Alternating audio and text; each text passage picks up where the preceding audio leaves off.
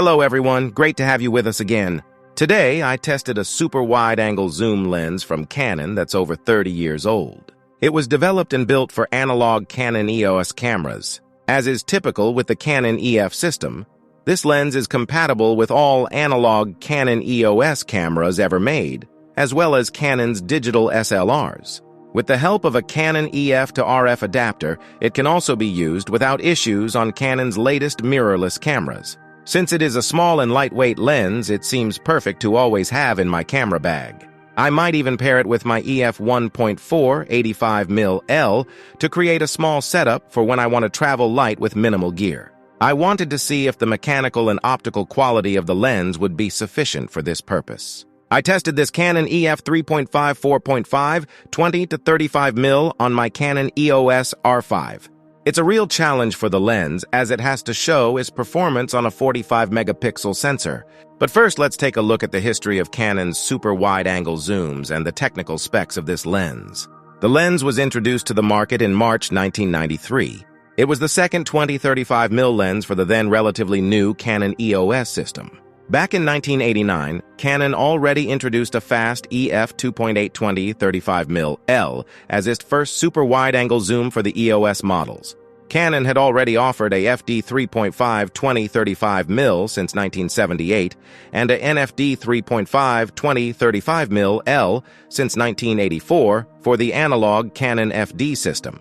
The weight of this EF 20 to 35mm lens is only 340 grams, with a length of approximately 8.35 centimeter and a maximum diameter of 6.89 centimeter.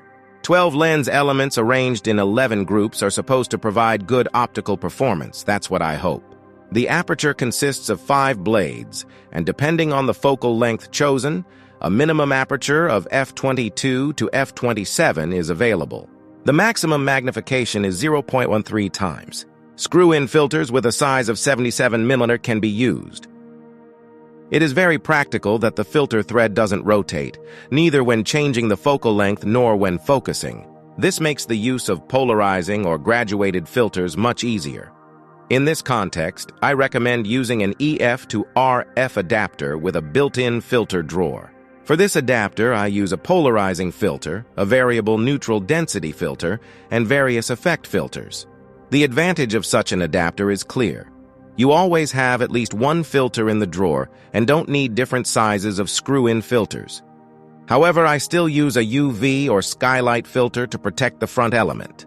You can see the corresponding Canon adapter here, but there are also cheaper adapters available from various third-party manufacturers. The mechanical quality of the lens is good, but it should not be compared with the quality of an L lens. However, the plastic used has already survived 30 years, as have the entire mechanics and electronics. When attaching the lens hood, a slight wobbling of the lens barrel is noticeable. The original lens hood is labeled EW83 and was sold as an accessory, so it was not part of the lens purchase. Unfortunately, Canon only includes the matching lens hood with its L lenses. The corresponding slide switch is used for manual focusing.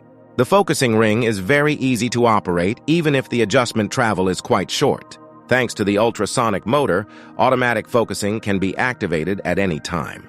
With my EOS R5 and the tested analog models EOS 650, 620, and RT, the lens focuses quickly, just as we are used to with Canon EF lenses.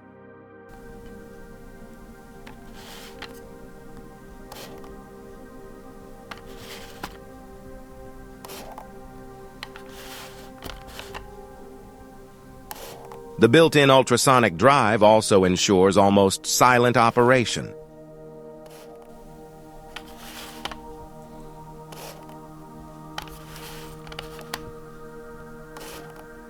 Canon says about this lens: highly portable lens with high optical performance and light weight of 340 grams, a very practical ultra-wide-angle zoom. The large front lens group minimizes peripheral darkening, and the flare-blocking diaphragm minimizes flare.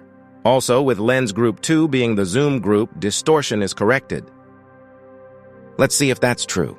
First, I'll show you unedited raw files to give you a better sense of the optical quality. As usual, at the end of the video, you can also see edited images that I captured with this lens. Canon offers a corresponding lens correction module in their proprietary software DPP to eliminate image distortions for this lens. Unfortunately, my standard photo editing program Lightroom does not. From what I've researched, DxO also offers a corresponding correction module too. To edit the raw images, I first used DPP exclusively with the lens correction module and created 16-bit TIFF files from the raw files. I then edited these in Lightroom, and as mentioned, I will present the final results to you at the end of the video. Let's go. In the following examples, I would first like to show you two weak points of the lens. The first is the pronounced distortion. A lens correction profile should definitely be used for architectural shots, or at least a manual correction. Secondly, the lens clearly suffers from vignetting in the corners of the image. Here too, the lens profile helps to achieve significantly better results. When using 28mm focal length, my clear recommendation to use a correction profile remains. Please judge the differences without and with a profile for yourself.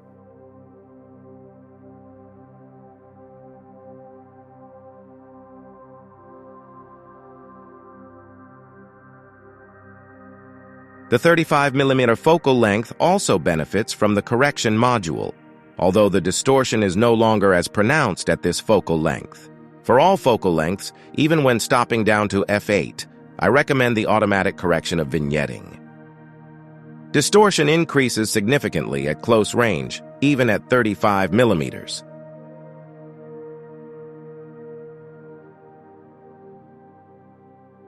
The situation is quite different when it comes to the sharpness performance of the lens.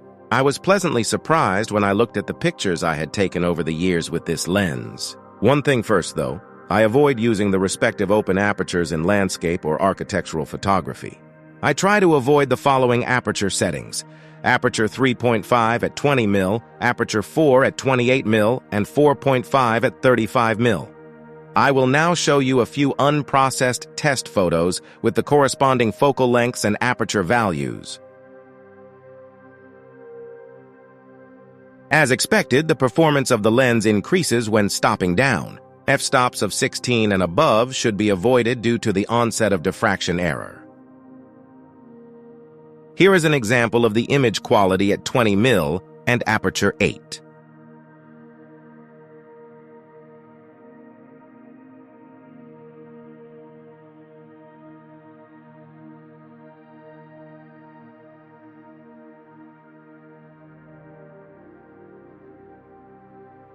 The focal lengths from 20 to 28mm perform best in the entire image at f8. The 20mm focal length still benefits slightly when using f11. The center of the image is already very sharp at open aperture or slightly stopped down by half a stop to 1 stop. Here is an example of the image quality at 24mm and aperture 8.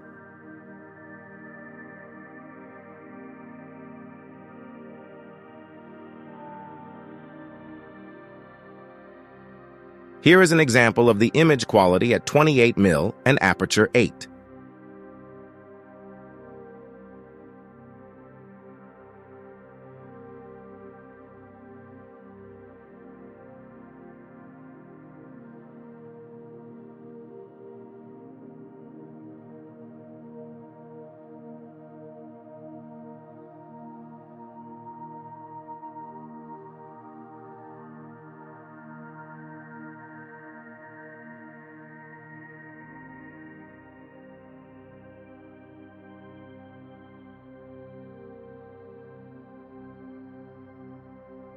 Here is an example of the image quality at 35mm and aperture 8.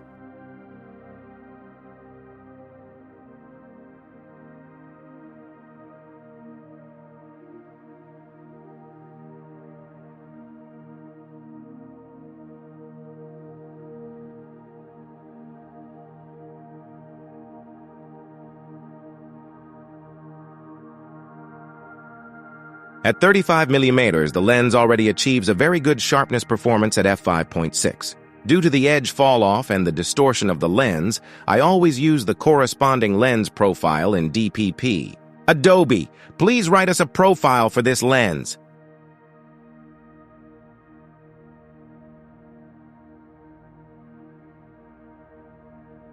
Due to its low speed and focal length range, this wide-angle zoom is not suitable as a lens for cropping main subjects. Only if you make full use of the close-up range will you be able to do so, as you can see here.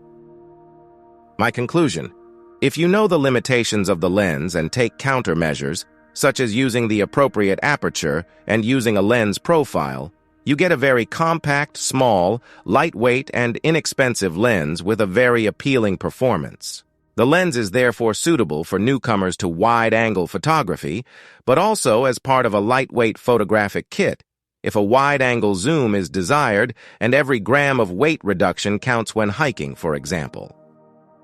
At the end of the video, I show you as usual some pictures taken with the Canon EF 3.5 to 4.5, 20 to 35 mm. Thank you for your interest in this video.